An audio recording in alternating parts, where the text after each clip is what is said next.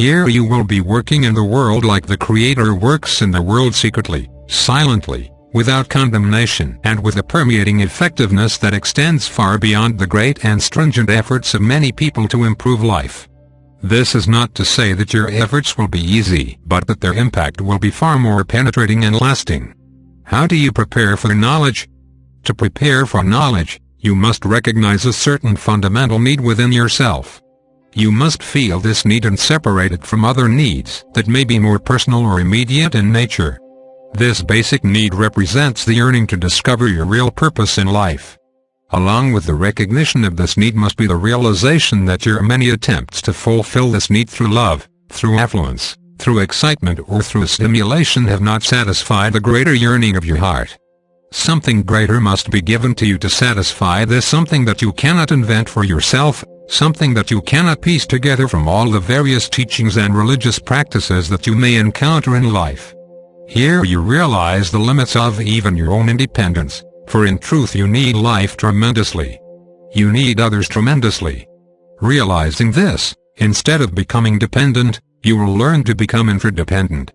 There are 3 stages of human development, which can be described in this way: dependence, independence and interdependence. Everyone begins life in a state of dependence. As an infant, you are entirely dependent upon your parents or providers for even the basic essentials of your life. As you gain more and more independence and are able to learn to care for yourself increasingly through the stages of your childhood, then you must outgrow your emotional dependence on others in order to learn to think for yourself, or, in other words, to think independently. Most people in the world are struggling to attain physical and psychological independence. However, independence is only an intermediate stage. It is not the final resolution. Should you be able to break free of the bonds and the limitations that held you back before, you will come to realize that alone and on your own you can do very little. In truth, nothing can be done alone, no great realization can be found alone, and no answer or resolution can be discovered or employed alone. You need greater relationships within the world and beyond the world in order to accomplish anything of real value and merit. Therefore, along with the recognition of your inner need, you must recognize that you need greater relationships and greater assistance. This understanding represents the reality of life and not your past experience of dependence. Therefore, you must enter into this with a new understanding.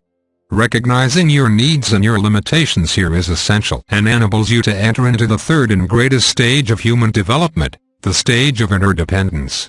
In this stage, you are able to give yourself, your time, your energy and even your life, to an involvement with others as a conscious and dedicated act. Here real love and devotion are possible. In the earlier stages of dependence and independence, real love and devotion are not possible because they are conditioned by prevailing needs. First, the need to have others do things for you, and then the need to do things for yourself. However, in the state of interdependence, you are able to give and receive in a truly meaningful way. Here devotion is possible because from a position of responsible decision-making, you can give your life to something. Gaining the ability to do this represents the real value and purpose of independence. Without this, your independence will only isolate you further and further within your own mind and your own thoughts. It will become a great prison house from which the possibility of escape will seem increasingly difficult and remote. In order to prepare for knowledge, then, you need to feel your prevailing need to realize your greater purpose in life, a purpose you have not defined and cannot define for yourself. With this purpose, there is the recognition of the need for assistance and preparation that you cannot provide for yourself. The way of knowledge will strengthen you and unite you within yourself. To a certain degree, this will separate you from others, even at the outset, because you are engaged in a path of discovery that others are not engaged in. In time, you will have less and less that you can share with them. You are preparing for a greater life and a greater experience. It is like being on a great mission or voyage. Even though physically you may not go anywhere, you will be venturing into an entirely new territory. You will be going through a complete revolution within yourself, a revolution that will demonstrate the existence of the greater power within you and your relationship with it. At the outset, you will feel that you are great and that knowledge is small. However, as you approach knowledge, you will realize how great it is and how small you are. You will realize how small your personal mind is. And you will realize that knowledge represents your true self and your true existence in life. To gain this truth, you will have to build a bridge to knowledge, as knowledge is always building a bridge to you. At a certain point, you will need to begin a formal preparation in the way of knowledge. This may change form once or several times in the course of your life. If the nature of the preparation is great enough and consistent enough with your nature, rather than with only your beliefs or attitudes, then it may serve to prepare you completely.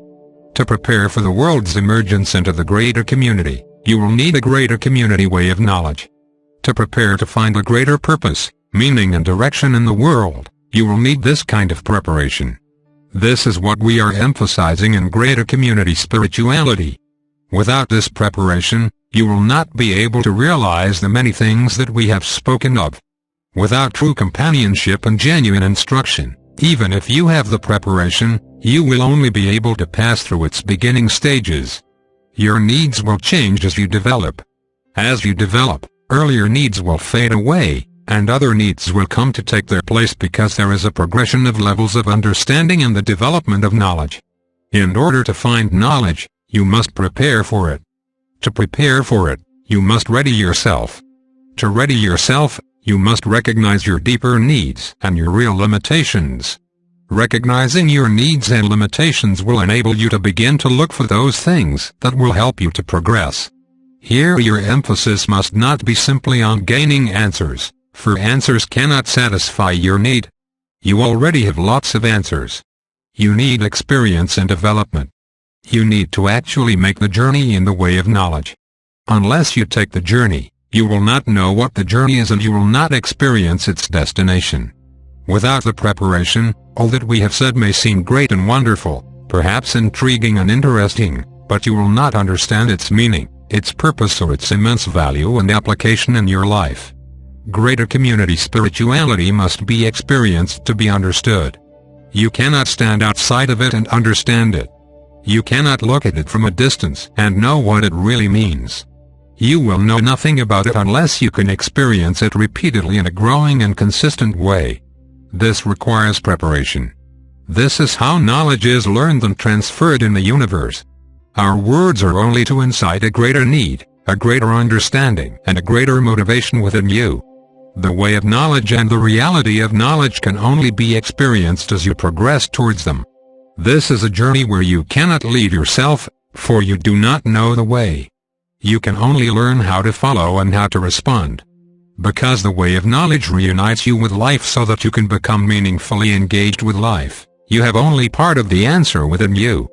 Because you are meant to be meaningfully re-engaged in life, and because this engagement is represented by relationships of true value and purpose that you establish with others, you possess only a part of the answer to your great need.